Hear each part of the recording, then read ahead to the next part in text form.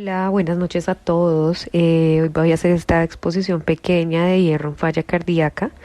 Gracias a todos los que respondieron el quiz. Vamos a hacer unas aclaraciones aquí porque hubo unas preguntas pues que la mayoría respondió, digamos que no era la que yo había escogido, pero acá vamos a aclarar cuál es la razón. Entonces, lo primero que tenemos que saber son algunas generalidades. Tomemos en cuenta que para la OMS la eficiencia de hierro es cuando está por debajo de 15 microgramos sobre litro. Pero cuando estamos hablando de los pacientes que tienen una falla cardíaca, vamos a hablar de dos tipos de deficiencia. Una deficiencia absoluta, que va a ser con un corte de 100 microgramos sobre litro, y una deficiencia funcional, que va a ser entre 100 a 300 microgramos sobre litro. Y en este caso podríamos ver la saturación de transferrina, la cual debe estar por menos del 20%, para establecer que esta persona con falla cardíaca está cruzando con una deficiencia de hierro. Tenemos que tener mucho cuidado en el contexto del paciente con una falla cardíaca aguda, ya que estos valores van a ser muy variables. Es por esto que nos indican las revisiones que deberíamos de también medir en lo posible el receptor soluble de la transferrina y la hepcidina. Por otra parte, entonces, me gustaría decirte de manera corta que la hepcidina es importante porque va a regular la función de la ferroportina dentro de la célula. Recordemos que la ferroportina va a ser la que exporta el hierro de la célula y va a descargarlo en la transferrina. Adicionalmente, la hepcidina va a ser parte de la regulación de la absorción del hierro en el intestino. En cuanto a la epidemiología, la deficiencia de hierro en falla cardíaca es alta, es aproximadamente el 30 al 50% de las personas. E incluso podemos encontrarla en pacientes que no demuestren como tal en su cuadro hemático anemia. Es más frecuente en las mujeres cuando hay una falla cardíaca avanzada y cuando tenemos alteración de los índices de ProBNP, tenemos un NIHA mayor, una PCR aumentada, porque pues también tomamos en cuenta que la falla cardíaca es un estado proinflamatorio y cuando hay anemia. Cuando tenemos falla cardíaca aguda, que era una de las preguntas que les hacía, seguramente es por el contexto de que el paciente consulta en el hospital que podemos ver que es más presente en estos pacientes. Puede que los pacientes con una falla cardíaca crónica sean los que más tengan déficit de hierro, pero como son los pacientes con una falla cardíaca aguda los que contestan al servicio de urgencias, pues en ellos vamos a ver aproximadamente un 50 al 80% de déficit de hierro. Entonces, teniendo consecuencia con esto, puedes ver esta tabla donde podemos observar qué porcentaje de pacientes se presentan con falla cardíaca crónica y déficit de hierro, y nos vamos a dar cuenta que al extremo derecho va a estar este cuadrito en un tono naranja y es el contexto de falla cardíaca aguda, y ahí es donde vamos a identificar la mayor cantidad de déficit de hierro. Por otra parte, nos damos cuenta que entre mayor déficit de hierro tenga la persona, vamos a tener una NIHA mucho mayor. Acá nos dan un promedio aproximado de 2.9 y obviamente vamos a tener una alteración en lo que es la fracción de eyección del ventrículo izquierdo. En cuanto a la fisiopatología, lo que ocurre es principalmente una alteración en el ciclo del ácido cítrico, aproximadamente en un 26% a un 15% pues de estas personas que cursan con el déficit. ¿Esto por qué es importante? Porque la alteración del ácido cítrico va a llevar a una alteración bioenergética de los cardiomiocitos, disminuyendo la reserva de la contractilidad del ventrículo izquierdo. Entonces, por ende, estos pacientes van a tener más dificultad para aumentar la frecuencia cardíaca, para tener un buen gasto cardíaco y van a empezar a tener una fracción de eyección reducida. Igualmente vamos a tener una alteración en la expresión de las enzimas que depuran los ROX, es decir, todos estos metabolismos del oxígeno, casi en un 23%. Obviamente esto va a generar entonces un aumento del estrés oxidativo que va a llevar a un daño del miocardio. Por otra parte, esta alteración de hierro en el miocardio se va a dar porque hay una expresión disminuida del receptor de la transferrina.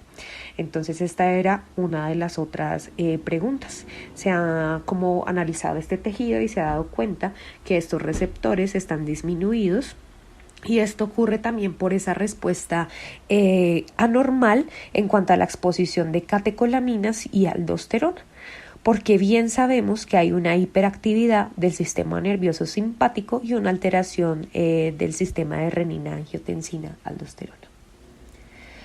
Consecuentemente, hice otra pregunta y la respuesta de esta era que podemos medir niveles, o bueno, cantidad más bien, de hierro en el miocardio por medio de la resonancia magnética cardíaca.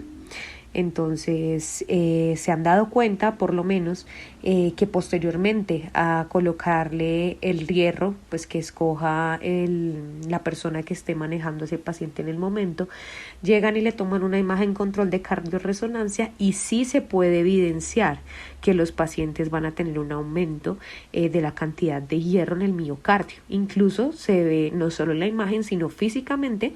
Estos pacientes van a tener una prueba de caminata de 6 minutos mucho más tolerada, una NIHA más reducida y también van a tener un menor consumo de oxígeno.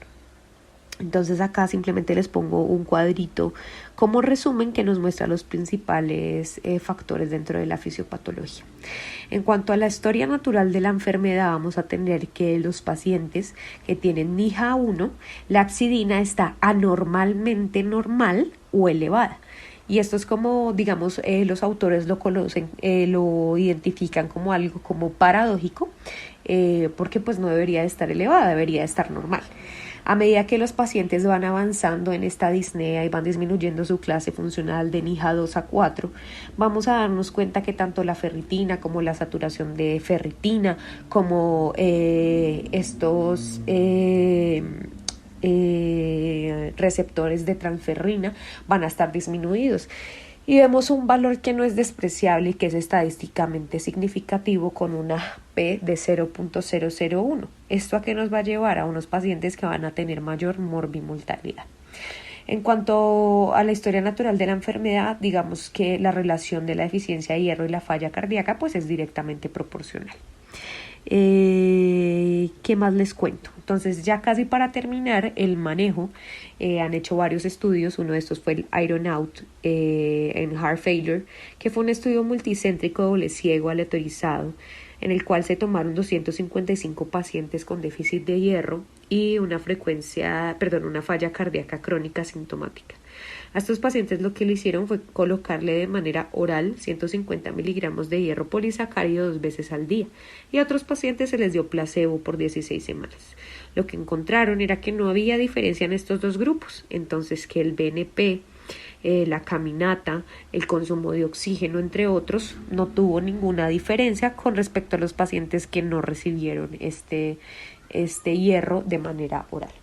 También hay que tomar en cuenta que esto tiene efectos adversos, ¿cierto? Tomar el hierro oral va a aumentar la polifarmacia, va a alterar la biodisponibilidad del hierro, va a tener efectos gastrointestinales, por ende los pacientes van a generar una baja adherencia y un aumento para el tiempo de poder reponer estos depósitos de hierro. En comparación con el hierro intravenoso, entonces este va a permitir la restauración rápida de los depósitos independientemente de los niveles que tengamos de epsidina. Puede administrarse en dosis mucho mayores comparado con el hierro que acabamos de ver. Es decir, acá podemos poner en una sola dosis 1000 miligramos y no como en el hierro oral polisacárido, donde se tenían que dar 150 miligramos cada 12 horas por 16 semanas. ¿Cuáles son las formulaciones que comúnmente se administran? Entonces está el hierro carboximaltosa, que es el principal. ¿Cómo se pone este hierro carboximaltosa? Entonces se hacen 1000 miligramos en una dosis única. Este bolo se tiene que mandar diluido y más o menos pasarlo en 30 minutos para disminuir pues toda la anafilaxia. Tendrás de pronto algunas preguntas como ¿qué pasa con los pacientes que tienen enfermedad renal? Resulta que, digamos que en el contexto de enfermedad renal, de una insuficiencia con insuficiencia de hierro, trataron a algunos pacientes con hierro intravenoso y se dieron cuenta que no había aumento de los eventos adversos. Sin embargo, esto fue solo en pacientes que tenían una enfermedad renal crónica. No tenían concomitante una falla cardíaca, entonces por eso hay que tener como cuidado y ser objetivos en el momento de administrar esto en pacientes con una enfermedad renal crónica. Bueno, entonces, ¿cuáles van a ser nuestros candidatos para poder corregir el hierro? Debemos de hacer este tamizaje, es decir, medir los niveles de ferritina y saturación de transferrina en pacientes que tengan una hemoglobina menor a 13.5 a 15 gramos, que tengan una FeB menor del 40 al 45%. Entonces vamos a tener un algoritmo. ¿Qué nos dice el algoritmo? Que todo va a depender, obviamente, del contexto en el que estemos, ¿cierto? Vamos a tener el de falla cardíaca aguda, el de falla cardíaca crónica. En general nos dicen acá que no deberíamos de reponer el hierro en falla cardíaca aguda, pero hay que tomar en cuenta que los pacientes que van a consultar pues son estos porque son los que tienen deterioro de su clase funcional. En cuanto a los pacientes con falla cardíaca crónica, entonces vamos a evaluar el ecocardiograma, la fracción de eyección. Y digamos que los pacientes que sí o sí van a recibir esta suplencia de hierro van a ser los pacientes que tengan una clase funcional según la New York Heart Association de 2 a 3 con una hemoglobina dependiendo de si es hombre o mujer, menor a 12 mujer o menor a 13 hombre. Vamos obviamente ya en este punto a haber excluido otras causas secundarias del déficit de hierro, ¿cierto? Y vamos a haber corregido otras causas, por ejemplo, que el paciente concomitante tenga un déficit de folatos o un déficit de vitamina 12 o un hipotiroidismo. También vamos a tener cuidado con los pacientes que tienen una infección activa, que tienen una patología oncológica activa o que tengan una hipersensibilidad como tal a el hierro. La fase de corrección, como se los dije, va a depender de los niveles de hemoglobina, si están menor o mayor a 10, menor o mayor o igual a 10, y el peso del paciente, si tiene entre 35 a 70 kilos o más de 70 kilos. En general se da una sola dosis, pero a las 6 semanas podemos revalorar y dependiendo del peso o la concentración de hemoglobina que tenga el paciente se dará entonces una segunda dosis, que en el caso de los pacientes con una hemoglobina menor a 10 y entre 35 y 70 kilos va a ser de 500 miligramos, mientras que en el paciente mayor de 70 kilogramos y que tenga una hemoglobina de menos de 10 gramos sobre decilitro va a ser nuevamente de 1000 miligramos. Ya para la semana 12, 24 y 36, hasta la 36 vamos a evaluar cómo van los índices. Si persisten los índices ya después de una semana 36 y seguimos haciendo esas correcciones más o menos cada 6, 12, 12 y 12 semanas, ya tendríamos que evaluar otras causas. Entonces esto era lo que te quería comentar hoy, espero te haya gustado y también que hayamos resuelto alguna de las dudas del quiz que se hizo. Dale me gusta, comparte y guarda esta información. Un abrazo para todos.